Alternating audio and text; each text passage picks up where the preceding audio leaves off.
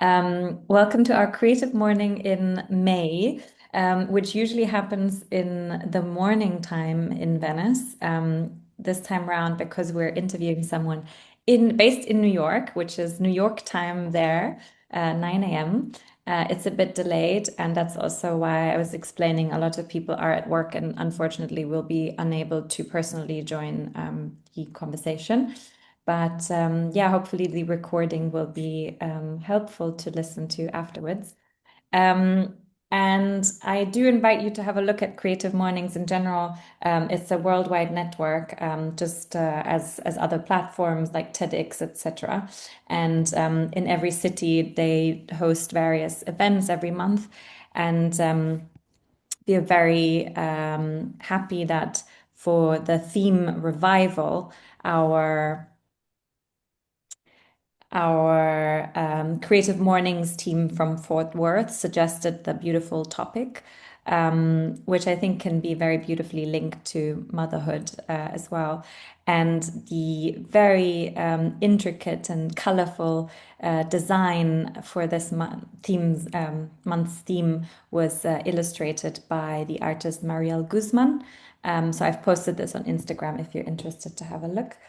And yeah, that's all the formal Creative Mornings introduction for now. I'm happy to introduce you to co-founders Julia Trotta and Maria de Victoria, who are here with us today to speak about Artists and Mothers, which is a nonprofit organization with a mission to support artists who identify as mothers at an inflection point in their careers. Awarded to New York City-based artists with children under the age of 3. Grants are for childcare and can be used with a provider of choice. With little to no public options for childcare, too often mothers are expected to pause their careers in order to fulfill their obligations as caretakers. And artists and mothers recognize the compromises that artists are faced, and within the early years of parenthood, especially, and seek to provide support at this very crucial time in a mother's personal and professional development. So just a brief introduction to Julia, an art consultant based in New York, who has worked closely with artists, galleries, nonprofits, and collectors over 15 years. And she has also curated a number of exhibitions in the United States as well as internationally. And together with Maria in 2024, founded the Artists and Mothers nonprofit organization. You also made a film on your late grandmother, the art historian Linda Nochlin, which you shared with me very kindly was portraited by Alice Neal, which of course, working for Victoria Muir, that is a very beautiful thing to know. And you are currently the director of the Nochlin estate. Maria de Victoria is a filmmaker and performance artist, and was born in Lima, Peru, and immigrated to Miami in the early 90s. Her work, which critiques politics and comments on the marginalized, primarily revolves around her own experience of immigration, migration, and cultural differences. Through this kind of personal lens and using conceptual projects and performances that often directly involve the audience, she addresses larger themes of migration, labor, and the conditions of contemporary art. Both are based in New York, and we're very happy to have you here with us today to speak about the theme of motherhood and artisthood, and how to best kind of combine these two. And how can we support artist mothers in doing so and not sacrificing a career for caretaking. And I would like to start the conversation with a very simple but very broad and probably a wide question. How and why did you start Artists and Mothers? How did this all came about? Um, well, thanks for having us. And I just wanted to like, even with my bio, it's actually kind of answers a little bit of that question. The film that I made with about Linda was made in collaboration with Maria. So we already had collaborated on a long-term project together. So I feel like that was kind of the beginning of our kind of like professional collaboration and relationship. And then I think Maria had that really had the idea for finding a way to support artist mothers, and we workshop that a bit. But maybe then Maria can say why she came up with that as a concept to kind of bring bring to me to discuss. Yeah, thank you, Pia. Hi, Julia. Hi, everybody. Thank you for being here. Yeah, I think, yes, as Julie mentioned, we worked together on Linda's project, and I think Linda was such an inspiring force.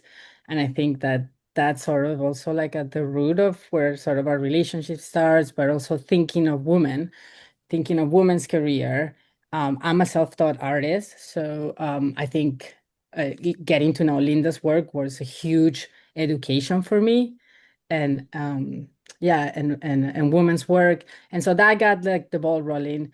As years pass by, and I have a child, being a self-taught artist, and also sort of always having art be what fuels me and my passion, but really something that I can really sustain my, like pay my bills. And so I always felt like, well, I can do it all. And then I really noticed that really, in order to continue to create, you like really need time and space, and having a child takes a lot of that. And especially when you have to think that any little bit of time you have left, you have to find paying work, as because of being self-taught and my practice organically growing towards the marginalized and kind of bringing visibility to different demographics, I started to think of motherhood and mothers, and especially artist mothers, because I saw there's double invisibility that can go along with it, because you're already doing this unpaid labor, which is, mothering and motherhood and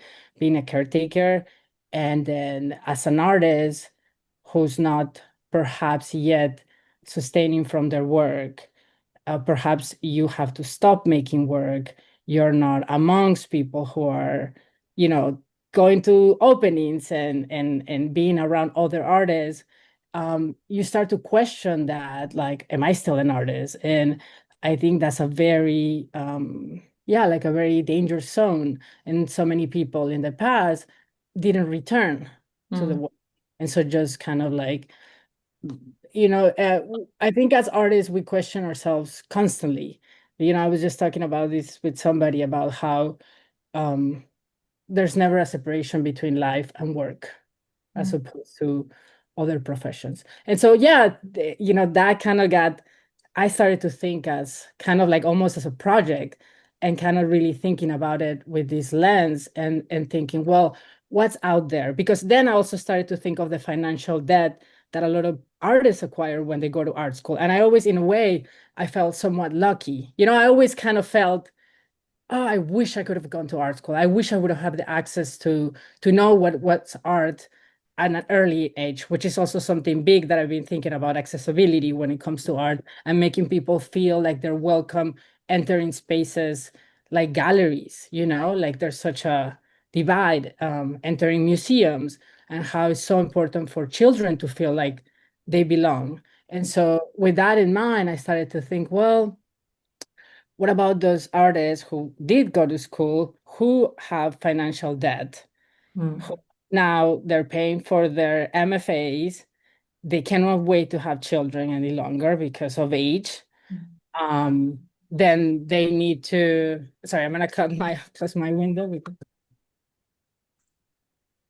And then I started to think, okay, well, let's look out there. What kind of grants? I know we're in New York City, and there's a lot of grants out there. And actually, I had started to try to apply for grants, and I always got lots of denials, right? Like I didn't apply too many, but I got them. And then I came always thought back of like, well, it's probably because I don't have the qualifications, I don't have the degree. I can see that there be many people in the city who are looking for those grants. So those probably come first. So with that in mind, I started to think, well, what's out there for artists who have the degree, who are at the certain points in their career? Are there grants for strictly for childcare? And there were none.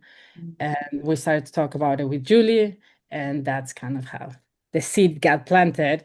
And I think like everything that I do in terms of my own work, and I try to take kind of matters into my own hands. And I sort of told Julie, let's take matters together. Let's work on this. We can do this. And I think that's kind of how we got the ball rolling. And I do hope that a lot of people find that um, to find it like powerful. And it's important that if you can put like-minded people together with a mission to try to do something good, that more people, you know, the hope is that they will join and they will keep you going. Yeah, absolutely. I couldn't agree more. And I think it's fantastic. I was saying earlier also, I hope this is kind of the first step for a bigger change, and also bringing this model that you're working on maybe to an international context in some way or form. If I may ask, what are the things that you look at throughout a selection process when artists apply with you?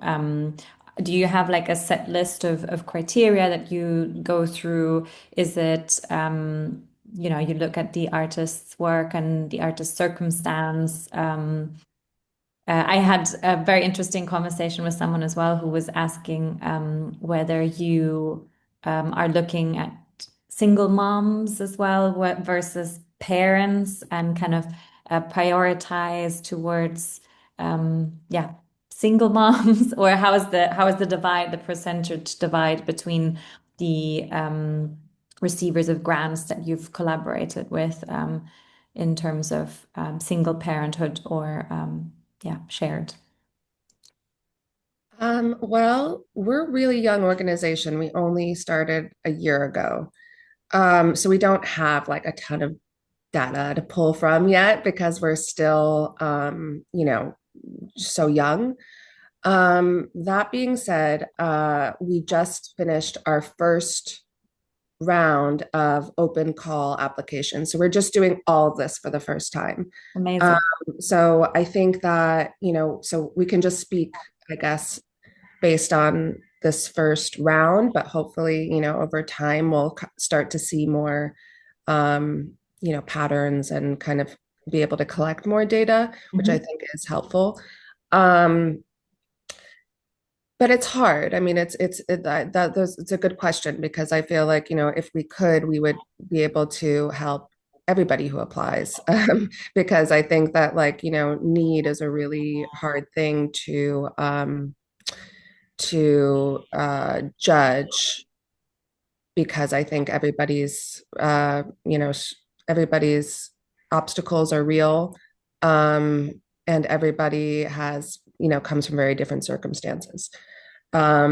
So yes, there were a lot of single mothers who applied. I don't know exactly how many. Also we didn't ask specifically, what we tried to make our application process really streamlined because we also knew that the people applying would be really busy and that kind of filling out an application is a type of labor. Mhm. And so part of what we were doing was trying to make it so that people wouldn't be intimidated to apply and people wouldn't have to spend too much time, filling out the application. So it was really kind of what people wanted to reveal about their circumstances, but we weren't, asking questions that were like too, I would say invasive. People reveal what they want to reveal. Um, so yeah, there were people in all different types of circumstances. People who had children who had illnesses or disabilities, single parents, people who came from immigrant communities and had other people they had to support besides just their children. I mean, people who had been through illnesses themselves, and like um it was difficult to read through everybody's application. But I think that, one of the things we knew we wanted to do right away was to engage outside jurors. And so we weren't the ones doing the selection process. So we had um, some incredible jurors who are curators at institutions here in New York, and they reviewed the applications, and those questions came up for them too. Are we judging based on need, based on merit? So in the end, it's kind of both. There's kind of, we have like almost like we have a scale system of need and a scale system on, and by merit, I mean, just it's not like this person has shown at these established venues, and it's more just kind of like, is their practice, are they committed to their practice, are they doing something that feels really like mm, urgent with their work. So it was, yeah, two scales. And I think within that, there is some subjectivity that comes up. I mean, I think that like if you had two different jurors, they would choose to, different recipients. And that again, that's a hard place to be in, with a grant that feels this substantial for the applicants. But I think that we're doing what we can. I think we just have to keep reminding ourselves that, like, we started a year ago with like nothing, no money, no resources, no anything. And like in 1 year at this point, we'll have given out 4 $25,000 grants. And so I feel like, all we can do is try to keep going, try to like build our community, try to find more ways to fundraise so that we can keep helping people, and think that like over, if we think about it, maybe in like 10 years we'll have given out, I don't know, 100 grants or something like that, and then the scope of people who are affected will just grow and grow and grow. But I also think that part of what this is not just giving out the grants to the individuals. It's also trying to like build awareness and almost like lobby for better practices around supporting artist mothers. So I think there's a lot that can happen through these like kind of small steps. Absolutely. Yeah, thank you for sharing. I can just imagine that it must be an incredible, difficult, but also very interesting process to kind of come up with criteria and find a way of yeah, thinking about it like holistically and also in terms of long-term investment in people. And yeah, thank you. We do have criteria, just to be like very like almost like clinical. We do have criteria, which is you have to live in New York City, you have to have a child under 3, and you have to have, what am I missing, Maria? I think like 5 years of practice. 5 years of art. That Yeah. was also something that I think is like important, though, like we were saying, like we wanted to make sure that you were committed to your practice, that you were practicing, but there were so many ranges to within that. So I we felt that that was also a good way to be able to have flexibility within the criteria. So I feel like there was a lot of that. And like Julie said, like I think at the end of the day, even, we didn't know a year ago how many grants we could grant for, even if it was one. The idea too was to bring visibility, and that throughout time there will be a ripple effect, because if it touches, if it actually can create the impact on that one artist's lives and their child, um, that more people will be inspired, that you never know. Like I think like art, I always think about it, like when you see something, when you see a piece of work that really touches you, you carry that with you, and you never know what sort of like effect it's gonna have on you. And it might not be right away, and it might be a week from the day you see this work that kind of sat with you. And so, and I think of that as the grant, I hope that when people, hear about it, they're touched by it. I hope that they can think of some time in their life where, or someone that they knew, because we all know mothers. We all come from a mother. And so I hope it's like, the hope is to also bring visibility. And it's been such a dream to see that people have been touched by the mission, have supported us. I think I always thank Julia because this is like the network of people that she had connections with and that were her friends, like have really like come through and have made this organization boom to a way that like in a year I couldn't have ever imagined. So I'm And I so think grateful. what you're doing on Instagram is also really interesting. All these testimonials, all these fantastic artist mothers that have given their little story or their answers to some interesting questions, I think is really beautiful because it's kind of helping with storytelling, is helping with identifying yourself in certain, yeah, life situations, I think. Yeah.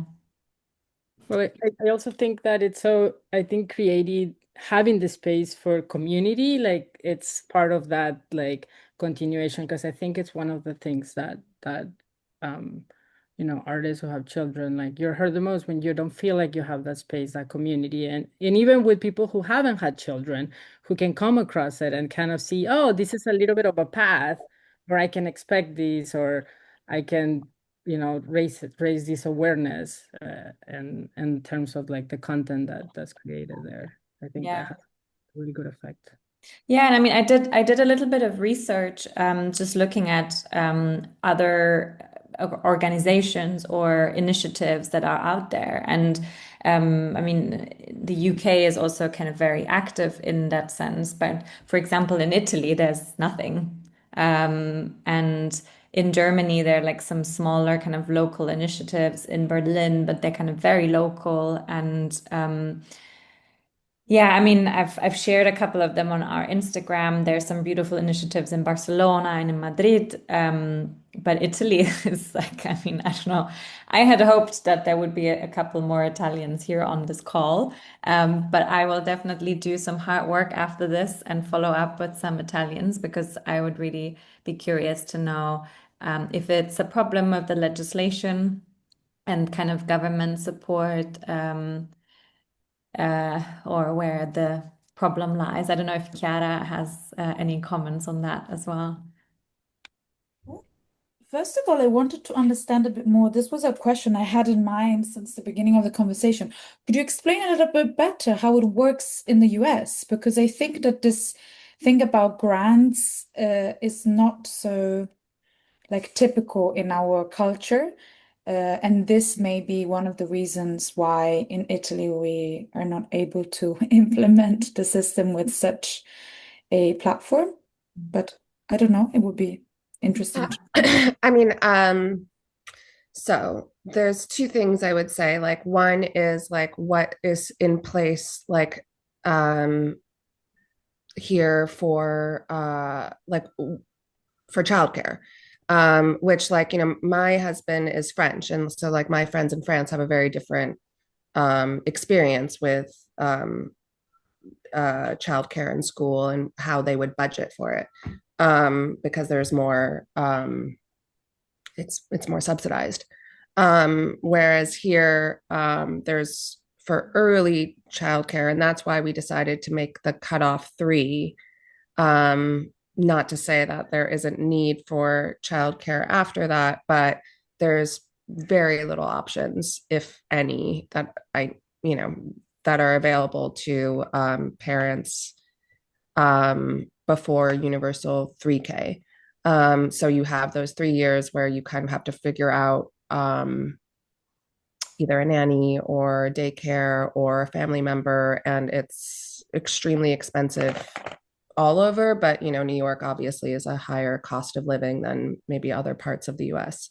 So that is why we decided to start there, because it's, I think Pia, when we spoke earlier on the phone, I was saying that, like, when we've spoken about potential expansion into other parts of the US, even, it's like, you have to kind of think about the calibration of, costs. Or if we thought about expanding to, older kids, it's like, if they're in school from this time to this time and their childcare would have to start after that, then that's a different amount needed than a full day. So, we kind of started with what felt like the most large gap. And so that's where we started. But like, as I said, in France, for instance, like, I'm sure, in Italy and, other parts of Europe, other parts of the world, they have different systems in place. So like, in France, creche starts as early as 3 months. It's not always free, but it's, it is very subsidized. And yeah, people just assume that that's what's going to happen. And then in terms of grants, so just, to be clear about us, like we get no government funding. We've done all of the fundraising through personal asks. And in some cases, they came from, more established philanthropists or foundations. But then, even more kind of astounding is how many small donations we got from, other artists or friends and peers. And so, that is a like really powerful endorsement, is to Beautiful. kind of have our, friends who believe in the mission and want to help in even small ways. So like, you look at, I've worked at, nonprofits before, and you look at, where the money's coming from. And I think when you see that there's a lot of small donations, it feels like a certain type of success. So yeah, that's how. So basically, grants come from all different sources here in the US. So like you can obviously and now we're in the landscape is shifting every day, right? So like obviously you have like the big NEA, in New York you have NISCA. So like these are like kind of the major, the NEH, like the major kind of government funded grants. But then you have, kind of foundations all over the country, who are, who have set up grants for, extremely specific, usually, needs. We haven't applied for any yet, partially just because like, we're giving out a grant. So we kind of, that like when you apply, it's like you have to wait X amount of months often, to like receive the funding. And since we're only a year old, like, we're too young to kind of have received anything through an application-based grant. But also there's a lot of, this is technical, but there's like a lot of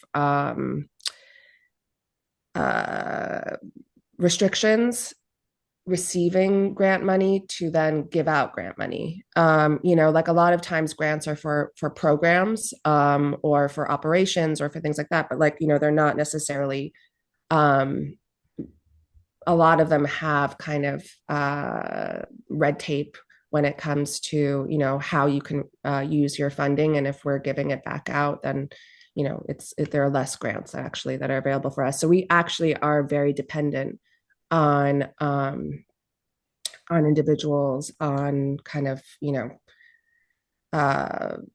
just plain old philanthropy. Yeah. And you do have that in Italy to a certain extent. I mean, not to the same degree, but I know that there's, there a lot of times I feel like what you have in Italy and Europe in general, a lot of that we have less of here, is that like kind of brands develop kind of their own kind of philanthropic initiatives, and give prizes or open institutions and things like that, which you have less of here. So I don't know. I feel like it's a different landscape for sure. Definitely. Also, I think Italy is much more kind of public oriented, and also culturally I don't know, like the fact that it's common for grandparents to assist with childcare, it kind of reflects an idea that is, well, I mean, a country where already the orientation towards like a family is quite strong. And I don't know, I think maybe, yeah, private entrepreneurship is less kind of active here, whereas we're much more dependent on like what the government does, which is in a way not specialized for like special needs in a sense that it's not like tailor-made according to um yeah many different criteria. And for sure, definitely I would say that there's like a difference between regions here. Can I ask you, what about like initiatives around feminism in Italy? It is a question for Chiara. Yeah, but they don't have any funding. We're like talking about very, very local initiatives, then don't have enough power, commercial power, to be able to do something like that. Um, yeah. Yeah, I was just curious because I feel like I know a little bit more within like, histories of art, but in terms of like kind of the day to day, I know less. So it's, yeah, curious. No, I mean, what happened in the 17th kind of led to, I mean, not much, unfortunately. Um, but yeah, no, it's a bit dry. I mean, yeah, it's a bit dry. Maybe after the Me Too, there was an increase in the level of involvement. But I think like motherhood is still, I don't know, I feel there's a tendency to kind of avoid talking about motherhood in a way. I think the focus is kind of more shifted towards like not being a mother to or like to younger women who might not be in that kind of phase of their life. I don't know. Maybe this Yeah, just I mean, I came out of, so Linda Nochlin, who's my grandmother, came out of like a second wave feminism. And I feel like, motherhood wasn't usually cool. part of the agenda. And in fact, I feel like there was, some criticism of like, that being too essentialist of a path to explore. And that was kind of counter to the, yeah, like the goals. Liberation, yeah, from the So it's interesting, I guess, to think about like, what still needs to be, I mean, how much is left out, like what progress has been made and where there's still room. And there's a lot of it, obviously. It's not just in this subject. yeah. What I think is really interesting to maybe talk about as well, and I'd be interested to know for your ideas of development of artists and mothers in that direction, because you've mentioned community before. Kind of in relation of sustainability of the project, and this is maybe something that could be easier adapted to other countries or legal systems, etc. What do you envision in terms of like provisions or mechanisms for like continued support once yeah, the grant period is over? Do you envision any kind of community tools, things that you're thinking about? Um, Maria and I have definitely spoken about it. Again, because this is our first, kind of cohort of grantees. I think it'll be a learning process to kind of see, like find out from them, like what their goals and needs are. But I think that there one thing that we have like like ideas and ambitions, and I think a lot of people come to us with also some amazing ideas to grow and develop. I think that right now we have to also stay focused on the one thing that we say that we're doing, which is getting these um, grants funded and distributed. And, because as of now, like, Maria and I have other gigs, other jobs, we have to kind of make sure that we stay focused on that so that we can, fulfill our mission. That being said, what we've learned in this past year is that people definitely want community. I mean, like they really, really want us in particular, but I'm sure other organizations too, to create spaces and events to be together.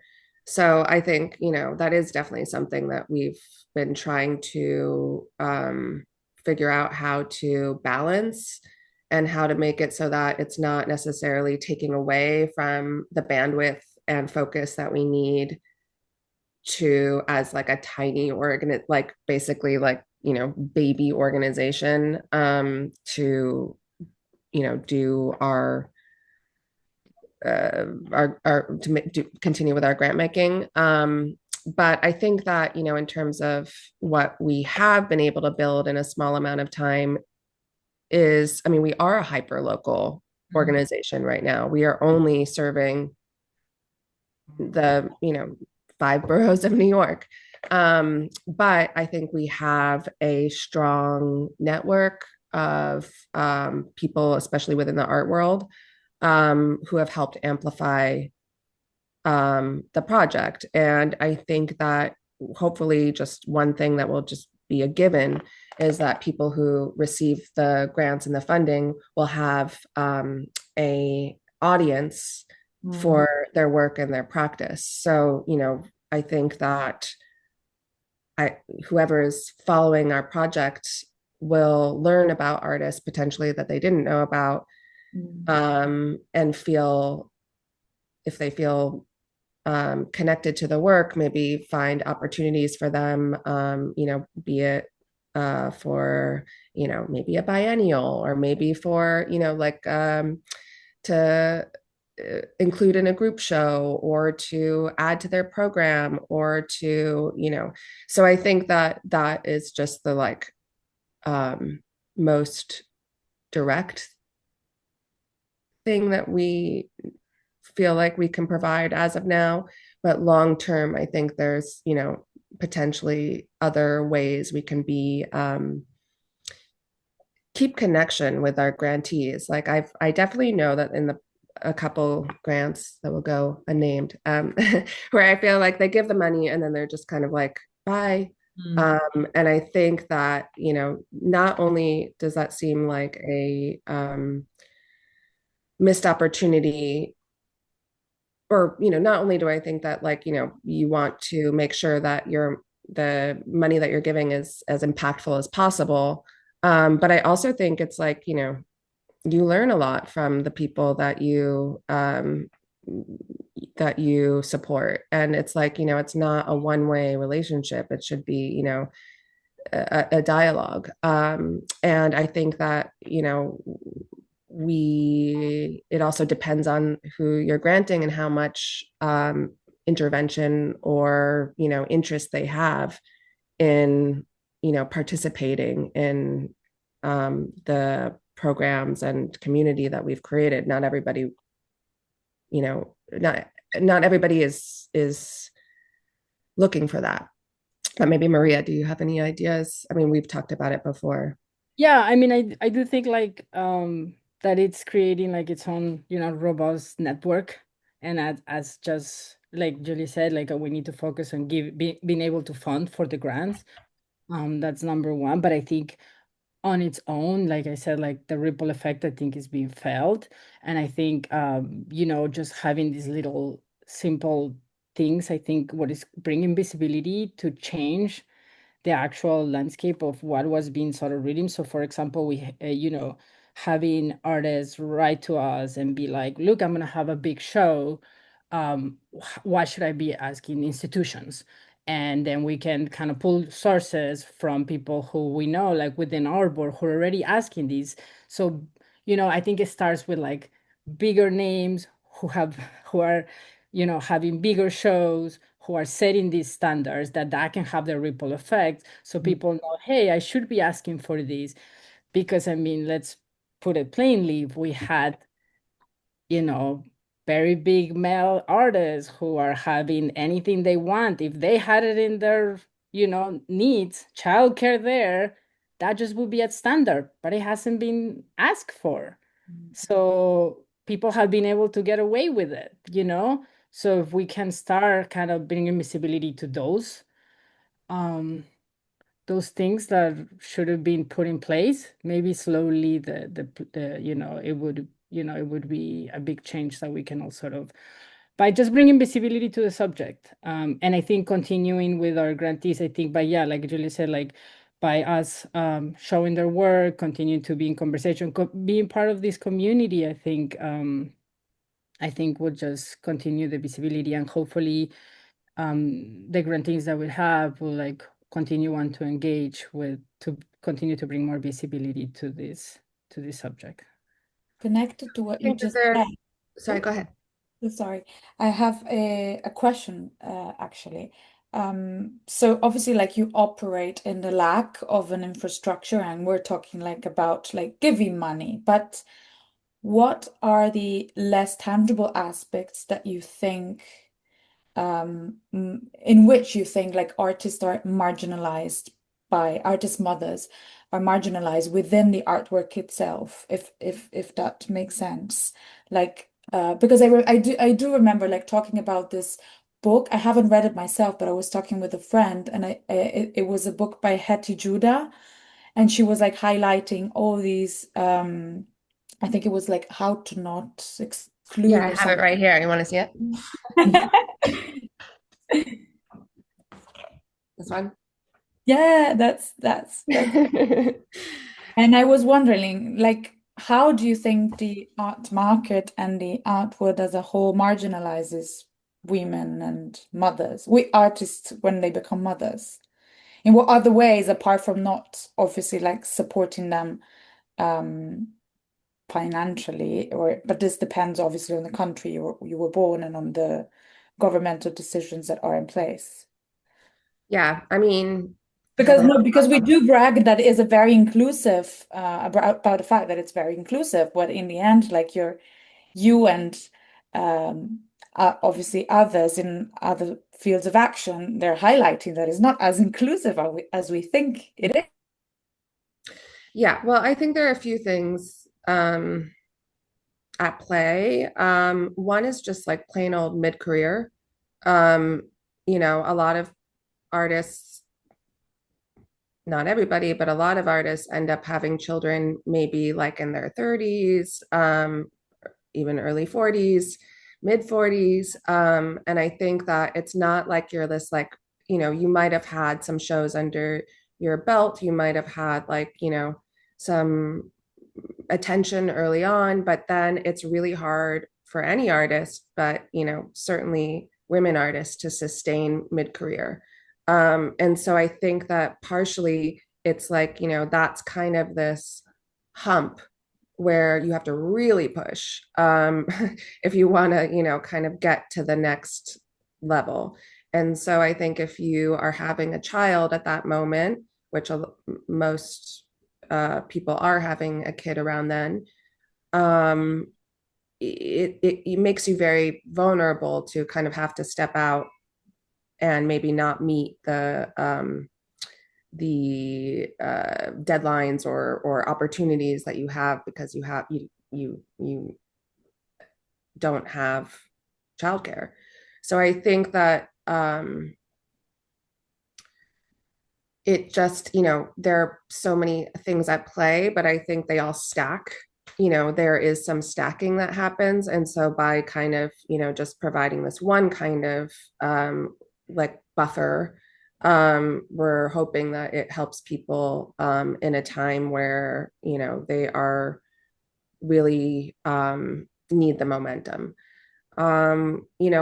Other ways that I feel like, this field can be exclusionary to, artist parents is that like, I mean, there are like so many ways. I mean, a lot of activity happens in the evening. There's a lot of travel involved. A lot of, the field is, it's a not, like some other creative fields, it's an inconsistent income. So, it's really hard to budget. You can have one year where, you made some sales and, you're fine. And then the next year you don't. And then the next year. So I think in terms of like family planning, it's a particularly difficult, road. Um, yeah, I mean, there are many. I think that also there is a kind of uh like I think one thing that we also have talked about is like the difference between artists, mothers, and motherhood as a subject in art.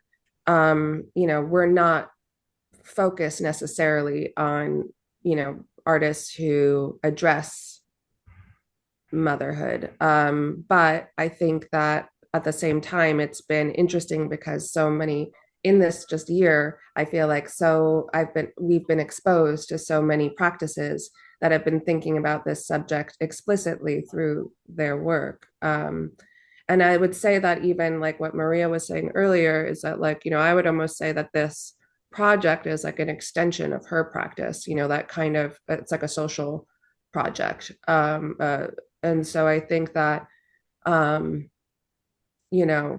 there's what Hetty, another book that she did recently was about an exhibition that went along with it was looking at motherhood as a subject. And it was, really illuminating to me because I knew some of it.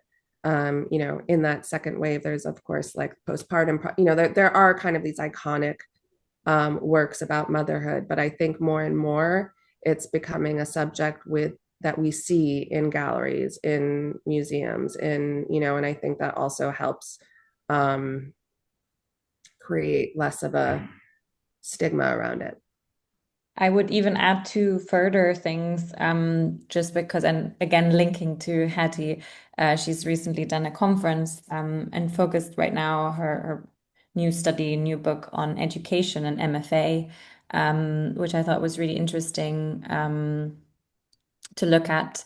I mean, I think this is also throughout MF or MAs, MFAs in various subjects, not only visual art, I think also architecture and other subjects where universities are not very in line for the needs of mothers, from a simple thing like accessibility of information, accessibilities of rooms to nurse, flexible time schedules and things like that. And then, of course, the difference between pay between women and men still a big problem. So, yeah, I think it's important that we're starting to really not only talk about it, but actually do something about it.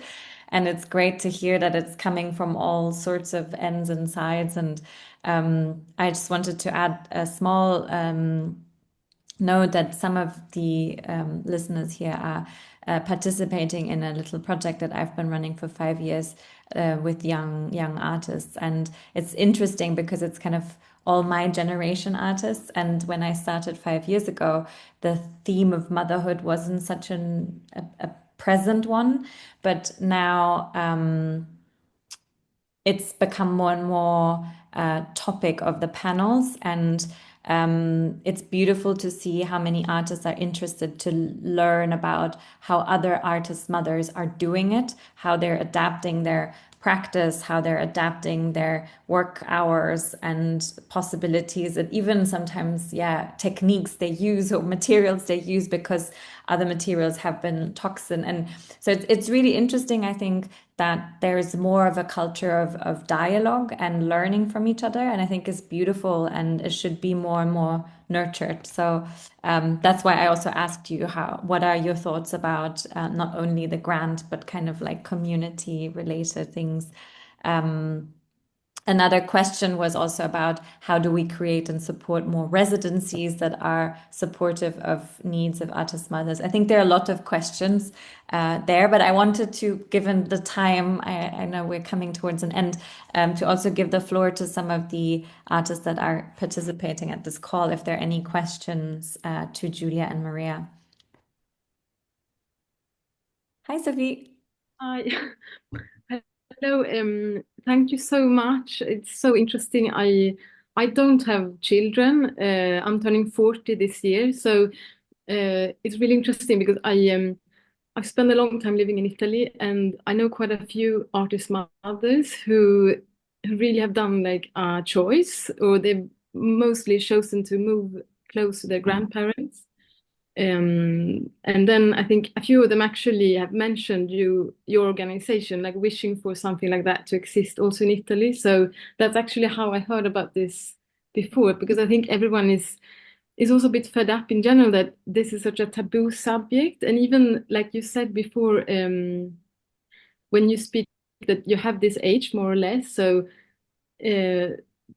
it's quite taboo also to talk about the difficulty of money, and like also what comes into my own mind all the time is like, oh, if it's already difficult now, and if you work so hard, imagine if you have also a baby, so it's even like out of the question. And I think this is something that a lot of people think, but you don't really dare talking about it. So I think this domino effect that you're speaking about is really, really working, and even like maybe really much more than you think. Like just to hear that you exist is I think it's quite comforting to a lot of people already. So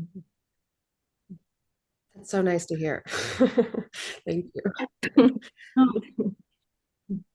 And it's also cool, like, we want to, that's another thing that we've discussed internally is like, we also don't want to create a club for like a mom where you feel like you can't be in dialogue or participate, or we don't want to exclude people who aren't parents, who aren't mothers. Like actually I feel like it's so meaningful when people show up to our events or donate, and they're not mothers or parents themselves, because I feel like it's not, it is about another kind of thing that we've discussed is that, like, well, if you take these artists out of their professional lives for a while, we all lose out. Like if you exclude any group from being from their visibility, we as audience members are also losing out. So I think that, like, just being able to have, and also I think there's something that we try to emphasize is also like kinship, that, like, you don't have to necessarily be a parent to have deep relationships and interest in these dynamics, and also be a part of them. I think that there's a lot of work that we're trying to do also, or conversations that we're trying to do also, that's not just about mothers. It's about everybody. And also I think that I know that also it is a sensitive subject for a lot of people. People choose not to be have children. People try to have children and aren't able to. People have children who they've lost. So it ends up kind of like it opens up a lot of pain also. And so I think that kind of trying to create a space where that's part of it. I mean, like, not necessarily trying to suppress it or deny it. And like, it's messy. Also, like, having a kid is hard. Like, even if you have all the resources and, you could possibly imagine, I think it's still hard. So, also just trying to be like, celebrating that too. It's like, having a kid is a tough path. Not having a kid is a tough path. And kind of, yeah, just being able to create, platforms to discuss it or just be together. Yeah, and I think it comes down to care, for one another. And I think that that's kind of like at the core.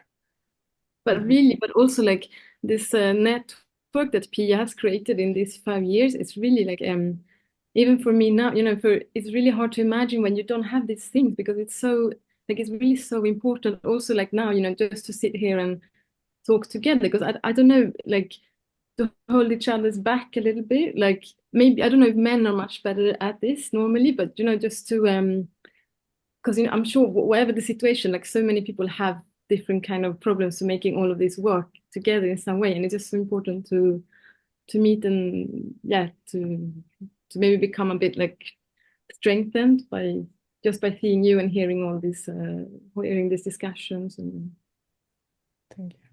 I wanted to read a quote that an artist that is represented by Victoria Miro sent me when I told her that I was going to speak with you, and I thought it was is beautiful and quite descriptive of the current situation, even though this was quite a while ago. So she wrote, "When my son was in preschool, there was a stigma attached to someone else looking after him while I went off to my studio to paint. This wouldn't have been the case if I'd been going to an office or a proper job," she writes. "When people asked me what I did and I told them I painted, they responded by saying, 'How relaxing.' Yet I relied exclusively on the sale of my art to provide for my child. I was a single parent. How can we change people's attitudes to art as a real career and not just as a delightful hobby?" So I think that also kind of comes within that field of motherhood. And we also need to talk about the artist's career. And it's not only having a little drawing afternoon in a closed room, but it's a proper job. Yeah. And any proper job is really difficult to do when you have a child with special needs at home. Yeah. Yeah, and also I think the art world is that's also being an artist is a really tough path. I mean, I feel like especially, now it seems like particularly difficult, at least in the US. And I think that also if you're making work that's like experimental, that's not like extremely commercial, um, it's just kind of it doesn't always add up. But I think that we have to find ways to like encourage people to, you know, to keep going and to like, not have to, I don't know, even like compromise their practice and like what they want to prioritize within their practice. And I think sometimes when you have a kid or if you have like whatever financial circumstances that are pressuring you to do one thing over the other, that's also, something that, we hope we can, create a way that they don't have to be thinking about that quite as much. I mean, obviously not all together, but, think about like, well, I don't have to do this thing that, might sell because I have to then be able to pay the babysitter or the nanny when I get back. I can do the thing that I actually feel like is really where what like urgent to me at this moment. So hopefully, Yeah. the seriousness so that people, like what you're talking about in terms of, yeah, so that like, the rigor and the is not questioned. Yeah. Or you don't need to get a second job, for example, to have some economic stability, but you can solely focus on your artistic practice. And yeah. And I would say to that, Pia, too, like, I mean, and it's education, educating people that being an artist is a proper job and just like others. And I do think, like, I mean, we've talked so much about Hedy, like she has come up so much. I'm like so delighted when I learn about her and her work.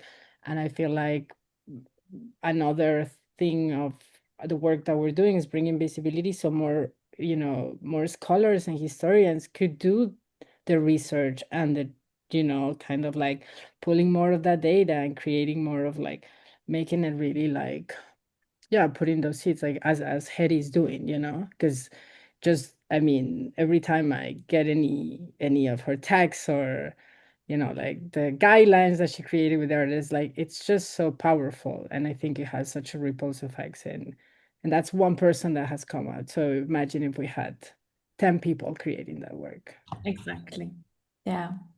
No, and I just want to thank you for this really lovely conversation, and want to say that we will try our best to kind of, spread the word, and possibly look into opportunities to do something similar in Italy, and stay in touch and see where your journey goes.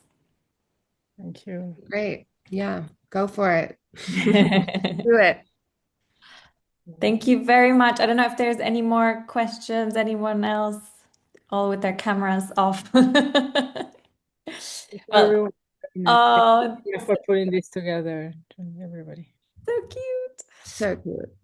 Very much. Thank you so much. Have a good day, everyone.